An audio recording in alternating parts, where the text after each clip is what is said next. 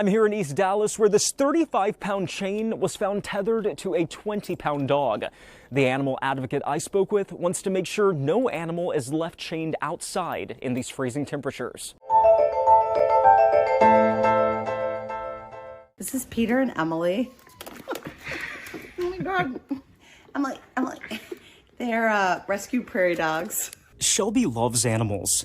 She and her family share their home with 2 prairie dogs and a couple of normal dogs. She's a self-proclaimed animal activist and the executive director of the nonprofit organization Texas Humane Legislation Network, who's working on passing laws that would save lives. So when she sees pictures of dogs left outside in these freezing conditions, it makes her want to take action. This is not a life for this dog. You know, a lot of the images are coming from Houston, and they've been hardest hit. And there are a lot of,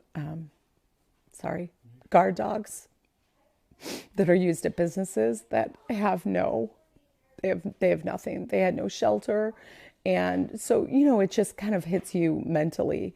But we need to use all these pictures and share them with legislators and say, this is what's happened in your district. You really need to support this bill. That bill she's talking about is the Safe Outdoor Dogs Bill. She hopes if passed, it would make the state more humane, especially when freezing temperatures threaten lives. The current statewide tethering law is unenforceable, and not a single ticket has been issued under it since it passed in 2007. The Safe Outdoor Dogs Bill will effectuate change for thousands of animals, especially those that we have seen over the last couple of days, these dogs that live outside. She showed me a chain used to tether a dog near her home that fuels her passion for change. And the dog that it was found on weighed 22 pounds.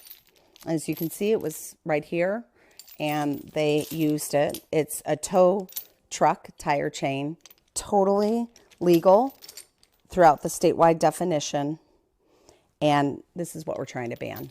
Over the last week, the organization has gotten a lot of calls reporting animal abuse. Our hotline has basically been shut down by the hundreds of calls.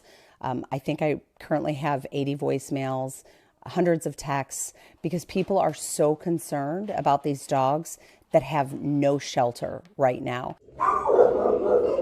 Also busy this week with calls was Dallas Animal Services. Our workload has definitely increased. Our high priority calls, and especially our weather calls, I looked at the week before, and then last week it's over a 900% increase for weather calls. Some of the animals have been out there in critical conditions, and we've been getting to as many calls as we can. Shelby hopes when people see dogs suffering outside in these freezing temperatures, they'll speak up and advocate. Your pets are your family, and people care. And when they see that visual of a dog outside on a chain with no shelter and it's 8 degrees, they're going to make calls and they're going to do something.